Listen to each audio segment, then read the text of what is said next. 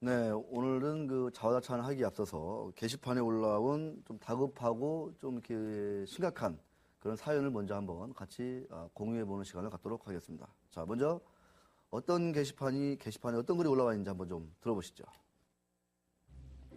네, 오늘 사연은 시청자 주거식님께서 올려주신 사연인데요. 상장 폐지 실질 심사 대상에 오른 이노셀에 대한 분석 부탁드립니다라고 하셨습니다. 상폐 심의 과정에서 부작용이 심각하게 진행되고 있다는 판단에 포털 사이트에 상장 폐지 실질 심사 기간 단축 청원을 하고 소액 주주들의 서명도 받고 있는데요. 개미만 울리는 거래소가 원망스럽습니다. 기고실의 객관적인 판단 부탁드립니다라고 사연 보내주셨습니다. 안타까운 사연인데요. 유 반장님, 이분의 사연 꼭 해결해 주세요. 네, 참 이 이노셀 상장 폐지 실질 심사 이렇게 얘기인데 사실은 이제 우리 김종윤 기자도 아시겠지만 이노셀 하면은 녹십자가 인수를 하면서 주가가 10배 가까이 급등을 한 그런 회사죠.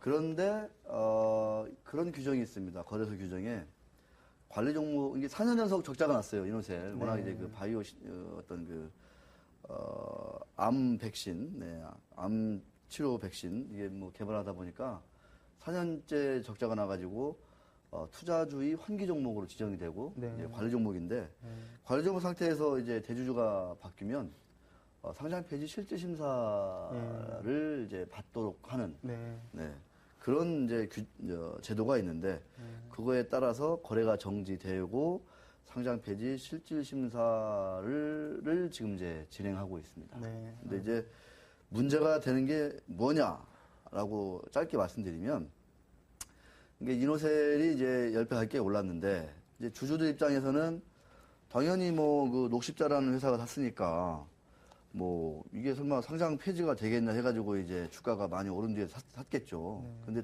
어떤 일이 있었냐면은 한국거래소가 이거를 이제 실질심사 대상에 오를지 안 오를지를 먼저 이제 조사하거든요. 상장 폐지를 위한 실질심사에 올릴지 안 올릴지, 대상이 올릴지 안 올릴지를 조사하는데 거기에 걸리는 시간이 보름이에요. 이게 보름 동안 조사했더니 어떻게 됐냐? 많은 주주들은 에이, 실질심사로 안 가겠지.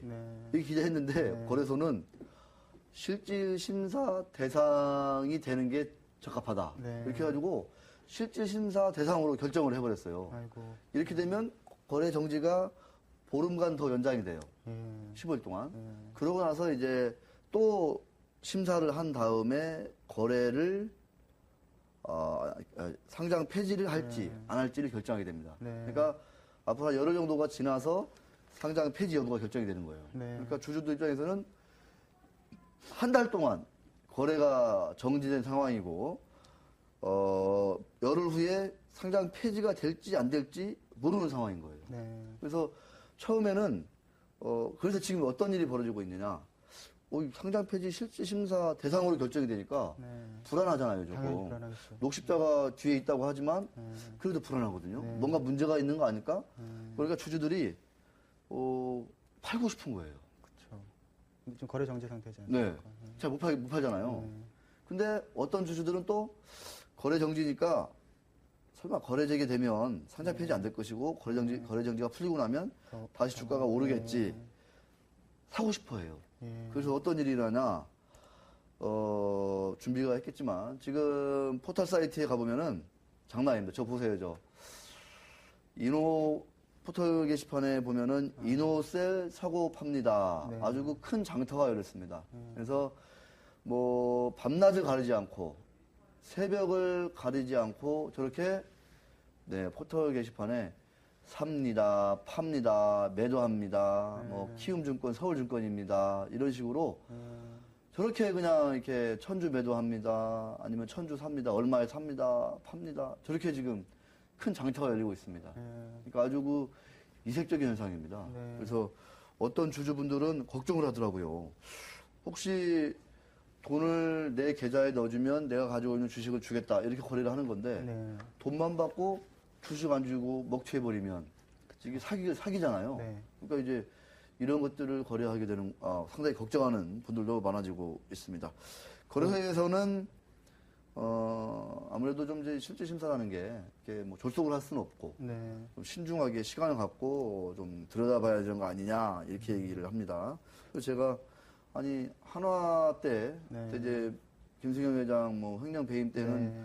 뭐 단 하루도 거래 정지가 없더니 네, 맞습니다. 이노셀은 한 달 동안 지금 거래 정지를 해놓고 이거 너무 심한 거 아니냐 그랬더니 이 거래 정지는 기존 주주들도 생각하는 것이 있겠지만 새로운 주주들, 새로운 투자자들 아직 이노셀 주식을 갖지 않은 투자자들한테도 무언가 시간을 주는 네. 그다음에 꼼꼼하게 점검을 하라 뭐 이런 거를 또 시사하는 바가 있기 때문에 규정에 따라서 좀 할 것이다 이렇게 얘기를 하고 있습니다.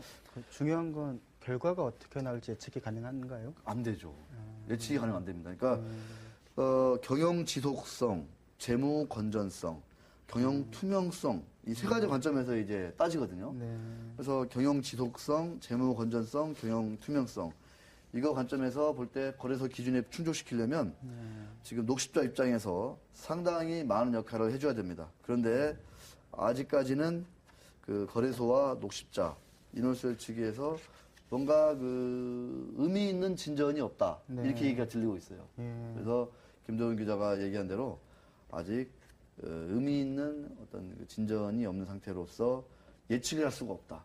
그래서 뭐 설마 상장 폐지되겠냐 녹십자가 대주주로 있는데 네. 그런 의견들이 많고 저 역시도 좀 그쪽에 무게가 실리지만 하여튼 거래소에서는 따질 건 따지겠다 이렇게 얘기를 하고 있고 그 덕에 그 장외 거래라든가 뭐 증권사 대 증권사를 통한 그 입고 거래 이런 것들이 상당히 성행하고 있는데 좀 문제가 좀 커지지 않고 좀 잘 좀 해결됐으면 좋겠다 이렇게 말씀을 좀 드리고 싶네요.